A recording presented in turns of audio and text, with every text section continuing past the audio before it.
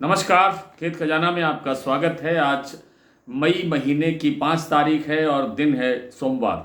नया सप्ताह शुरू हुआ है और पहले ही दिन कारोबार काफ़ी सुस्ती के साथ खुला है। काफ़ी सुस्ती तो नहीं कहना चाहिए, लेकिन सुस्ती के साथ खुला है, क्योंकि इंटरनेशनल मार्केट के अंदर खाद्य तेलों के बाज़ार में भारी गिरावट है और उस वजह से आप जानते हैं कि सीधा हमारे भारतीय खाद्य तेल बाज़ार पर इसका असर पड़ता है। मलेशिया में पाम तेल का उत्पादन 10% से लेकर 17% तक बढ़ने की संभावना है पिछले महीने में, अप्रैल में। और उसकी जो रिपोर्ट है वो 10 तारीख को, क्योंकि शनिवार है, शायद 10 तारीख को ना जारी हो।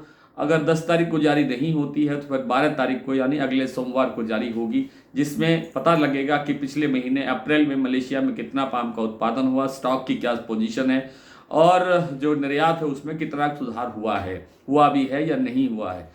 इस सारा डाटा आने के बाद फिर बाजार नई दिशा लेगा, लेकिन फिलहाल बाजार पर दबाव बना हुआ है।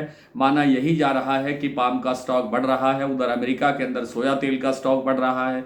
अमेरिका और चीन के बीच जो टैरिफ का जो विवाद चल रहा है, डिस्प्यूट चल रहा है, उसका कोई हल निकलता हुआ नजर नहीं आ रहा है।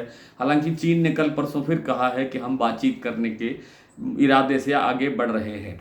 स्पष्टता अभी कुछ नहीं है, अनिश्चितता का माहौल है, इसलिए खाद्य तेल बाजार काफ़ी सुस्त बना हुआ है। खाद्य तेल के चक्कर में सरसों और सोयाबीन का बाजार काफ़ी दबा हुआ है।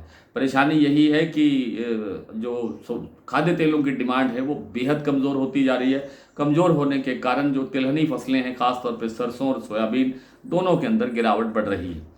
सरसों में आज 50 रुपये तक की गिरावट आई। जैसा मैंने आपको दोपहर के वीडियो में बताया था कि गोयल कोटा का प्लांट 50 रुपये कमज़ोर खुला, 6150 रुपये पर खुला। सलोनी में सुबह जब मैंने वीडियो बनाया था तब 25 रुपये की गिरावट थी, उसके कुछ देर बाद फिर 25 रुपये की गिरावट हुई और बाजार कोटा का जो सलोनी प्लांट है वो 6800 पर नीचे आ गया, जो कल 6850 रुपये था, 6850 रुपये। इसी तरह से जयपुर का भाव 50 रुपये कम खुला और 6250 रुपये भाव रह गया। सलोनी के साथ साथ जो दूसरे प्लांट है, जैसे वन सेटिबल सीतापुर का प्लांट है, वो 6000 रुपये पर स्टेबल है। मंडियों में बात करें तो भरतपुर मंडी का भाव कल से 20 रुपये कमजोर खुला, 5905 रुपये आज भाव खुला है, कल 5925 रुपये भाव खुला था। और अब जो इस समय जो भाव है वो स्टेबल बना हुआ है, उसमें कोई परिवर्तन नहीं है। इसी अनुपात के अंदर साथ जब जो दूसरी मंडियां हैं, चरखी दादरी, दिल्ली, टोंक, निवई, अलवर, खैरथल, सभी के अंदर 25 रुपये से लेकर के 50 रुपये तक का दबाव देखने को मिल रहा है। हालांकि आवकों में आज थोड़ा सा सुधार हुआ है। कल 4 लाख बोरी की आवक थी, आज 4.25 लाख बोरी की आवक है, लेकिन ये आवक भी सफिशिएंट नहीं है। इसलिए कहा जाता है कि जो सरसों का फंडामेंटल है वो काफ़ी मजबूत है, इसमें कोई डरने की, भयभीत होने की आवश्यकता नहीं है। लेकिन जैसे ही ऊंचा भाव आता है तो खरीदार भाग जाते हैं और जब भाव निचले स्तर पर आता है तो बिकवाल भाग जाते हैं। इसीलिए स्टेबिलिटी बनी हुई है सरसों के अंदर, इसमें कुछ ज़्यादा लमसम होना, घटना बढ़ना दिखाई नहीं देता है। 6250 से फिर 6350 हो जाएगा, फिर थोड़ा घट के फिर 6300 रुपये अब भाव आ जाएगा जयपुर का।